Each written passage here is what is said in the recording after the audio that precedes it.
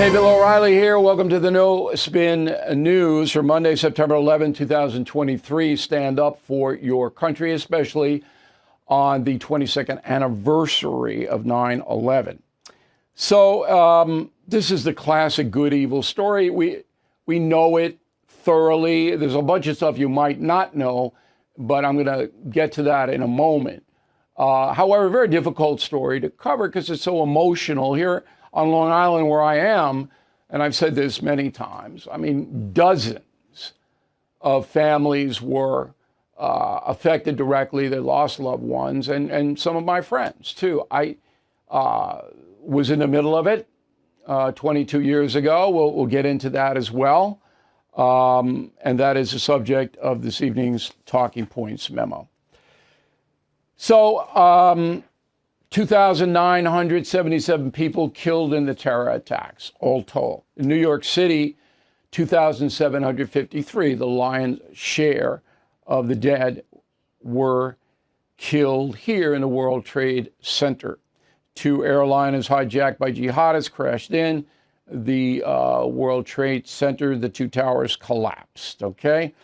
Now, total dead, and this counts people who died after 9/11 from illnesses that they contracted being close by, 5,600 total dead. And that's according to World Trade Center Health Program. Another 71,000 individuals have been diagnosed with illness directly caused by the 9/11 attack. It's a staggering number. Now, the jihadists have been severely downgraded throughout the world. And I wrote a book about it, Killing the Killers. You're familiar with this book. It's the best reporting that I've ever done, by the way. I mean, all the killing books are worthy, in my opinion, but this book tells you things you absolutely do not know about how the U.S. government attacked the jihad. And it was all done under the cloak of secrecy, but we were able to get top secret documents and put them in the book and walk you through what happened in the ensuing years. Mistakes were made, but overall, the USA downgraded the jihad in a way that I don't think has ever been done throughout history. Threat is still there, but not nearly what it was. And if you want to know how this country did do that, then you read Killing the Killers. Now, today, in 2023, we have a threat here because of the open border. And the terrorists are coming across it, according to Customs and Border Protection. This year alone, and we still have, 4 more months, 149 individuals on a terror watch list have been detained at the border. Last year, the whole year, the number was 98. But the open border is a magnet for terrorists to come across. Now, whether President Biden knows that or not, anybody's guess. Nobody ever asks him, and he never addresses it. He's just happy that the border is open and 8 million people have sauntered across it. Now, last night, 60 Minutes, which has been on the decline, in my opinion, did a really excellent report, Scott Pelley, on 9/11, and it focused in on the New York City firefighters. Boy, it was good. And if you haven't seen that, it's worth watching.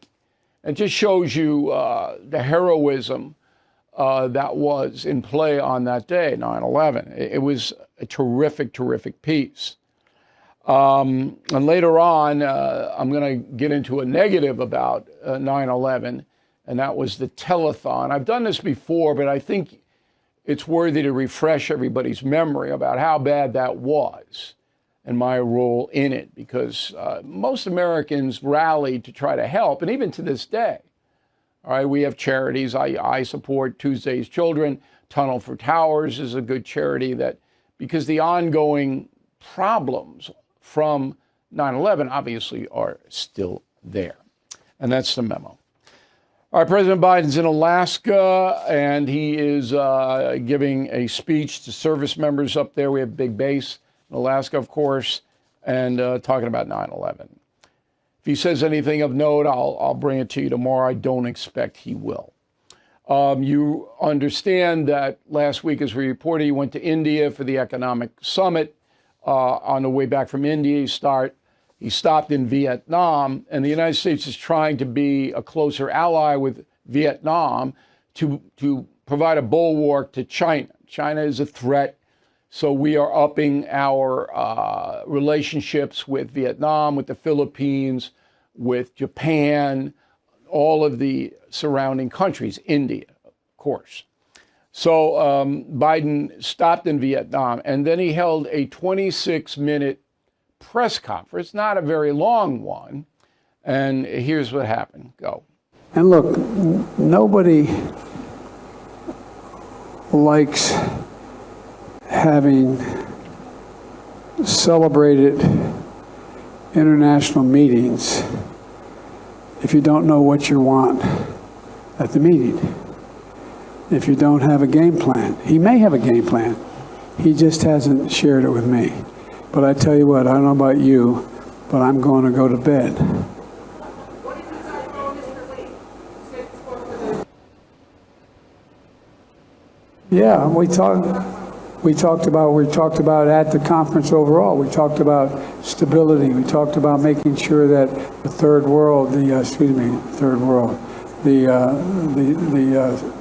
Southern Hemisphere had access to change it, had access. It wasn't confrontational at all. He came up to me. Thank you, everybody. This ends the press conference. Thanks, everyone. Thank you. Thank you. All right, so they cut him off because he obviously can't get it out. He could bear that soundbite ran 60 seconds. To me, it felt like it was 5 minutes. He couldn't get it out. And the question was simple, all right, that Xi didn't show up, the leader of China. And then a guy, the second in command for international relations, showed up. And, what'd you talk to him about? You get it. You don't get anything out of him. So Jean-Pierre goes in, oh, thank you, that's all. He interrupts her boss. I mean, maybe I'm nitpicking here. I'm sorry if I am. But it just, to me, it's like, agonizing to listen to him. Nearly everything we do causes inflammation. Playing golf, tennis, basketball, pickleball, even some of the food we eat. Our bodies are in a constant battle against inflammation. And the older you get, the more it hurts. This is exactly why I want to tell you about a revolutionary relief. It's a natural alternative to fighting inflammation and pain management. Their plant-sourced active ingredients have been thoroughly tested. Rev Relief has soft gels that fight inflammation on the inside. These are great to add to your daily routine. They also have a topical roll-on for instant relief on the outside. Think of this as something you can keep in your golf bag. And right now, my audience has a limited time discount. The first 1,000 orders will get the roll-on completely free. This will not last, so please go to revrelief.com/bill. That's revrelief.com/bill. Okay, let's go to the mail. We got David Spano, Pittsburgh, Pennsylvania. Last night, O'Reilly, you said 40% of the people will likely still vote for Biden if he runs again. Doesn't it really boil down to a repeat of 20? All right, won't be voting for Biden, they'll be voting against Trump. Somewhat. But now Biden has a record. He didn't have it in 20. Didn't have any record. He was in his basement hiding. Now he's got a record. I just gave you the Bidenomics. It's crazy. On the message board, Al, Congress needs to cut funding for the FBI to the point they feel a big pinch. It's never going to happen. The Democrats would never do that. The FBI helps the Democrats. So they'll never vote for that. Peter, concierge member. Peter has direct access to me. This is an insurance policy for your life.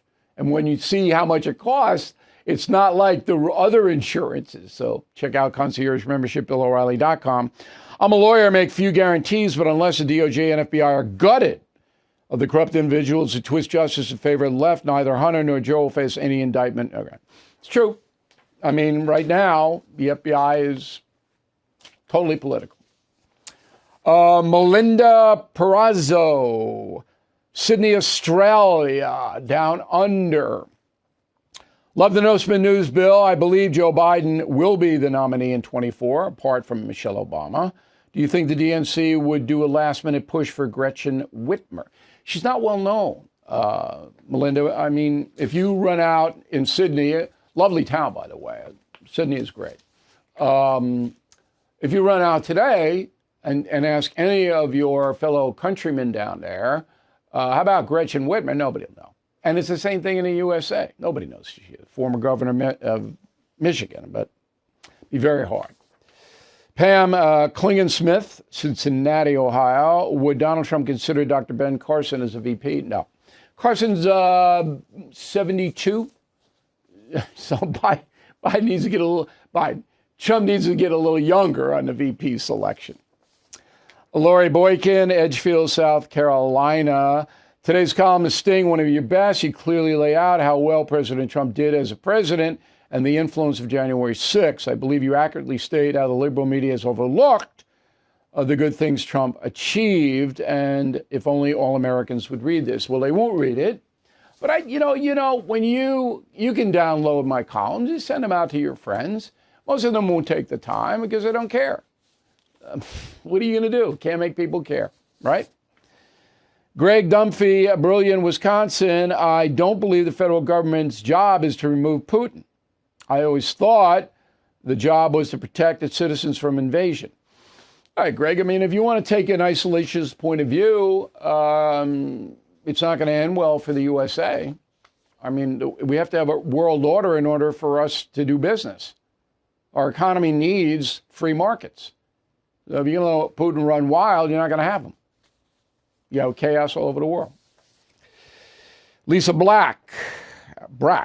Lisa Brack, concierge member. I love Shock and Awe. I'm thrilled you put it on BillO'Reilly.com.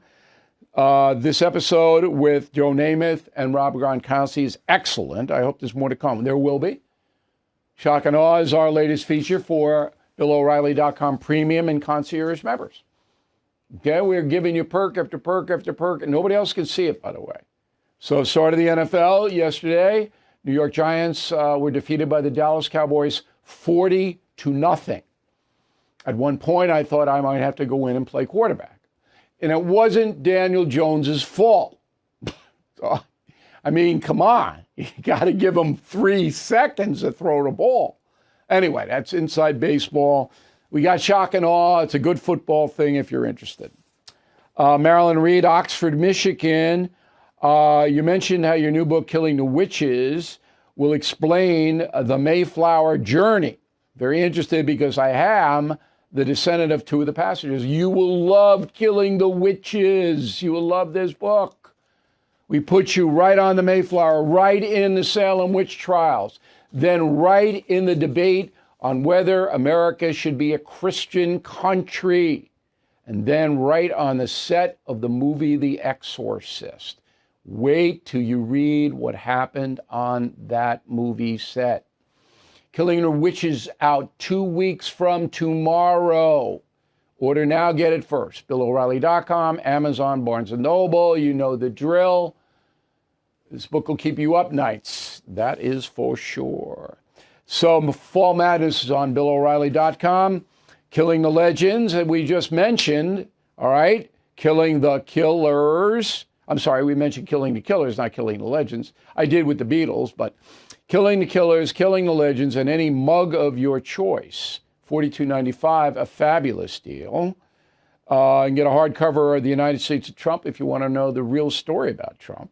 And any polo shirt, $49.95. Those shirts are great. Good for the fall. New York State of Mind, that's my live show on October 27th, Paramount Theater, Huntington, Long Island. A few tickets remain. Love to see you there. BillO'Reilly.com, Ticketmaster, Paramount Theater. Word of the day, do not be a rapscallion. That's where rap music came from. Rapscallion. Did you know that? You didn't know it. The rappers don't know it. Rapscallion. RAPSCALLION. The rappers don't even know where rap derived. Okay. Big controversy.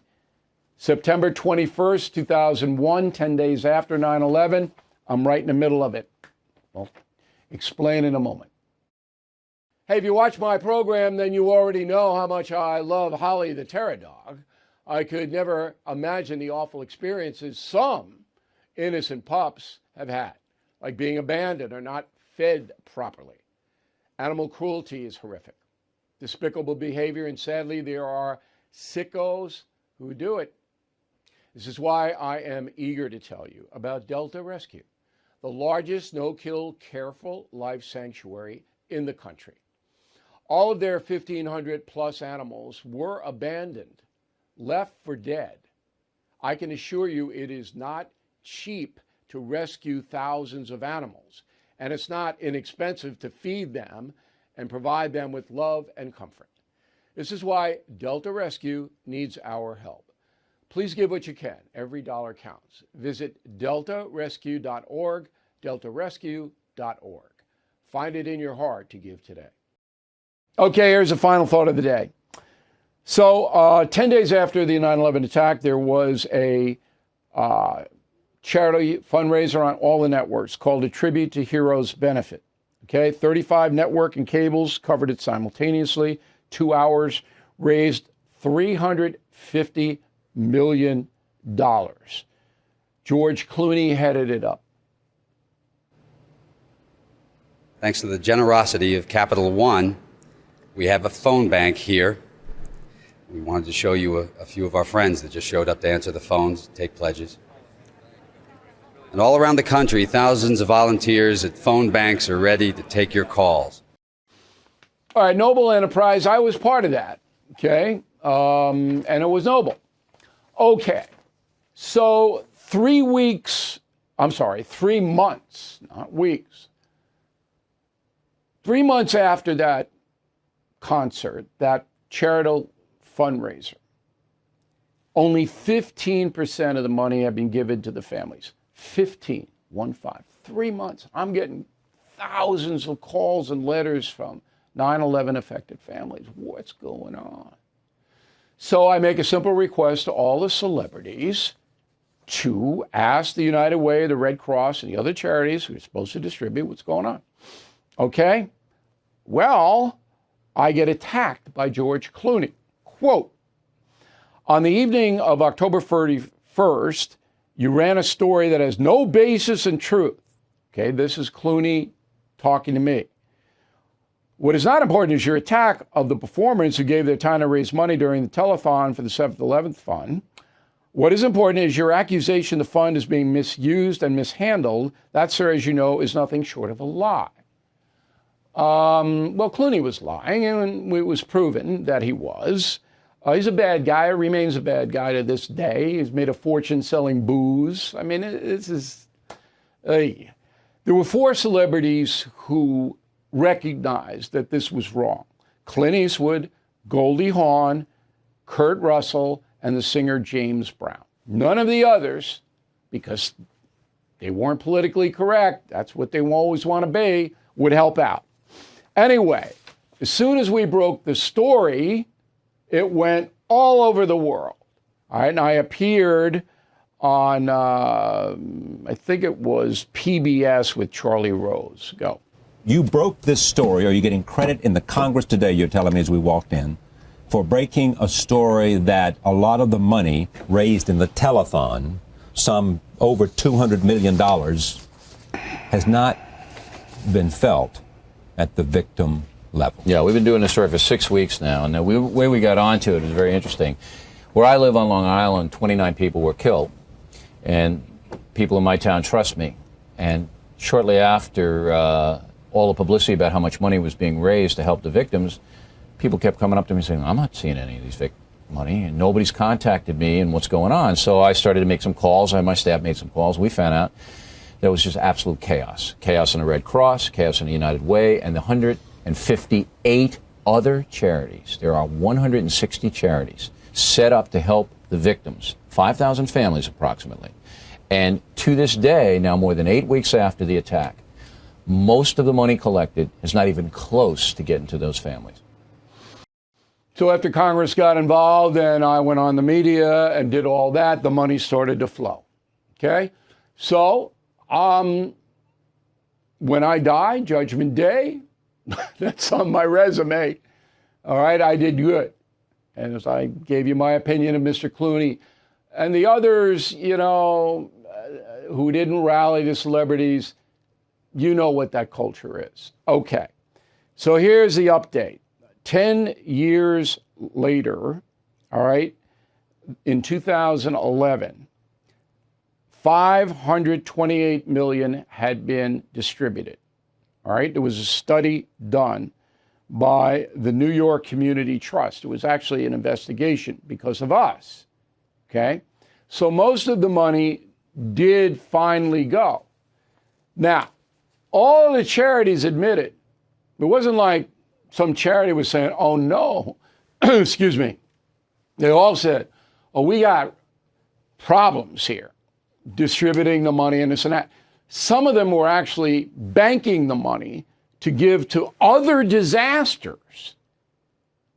Okay? And I said, no, that's not happening.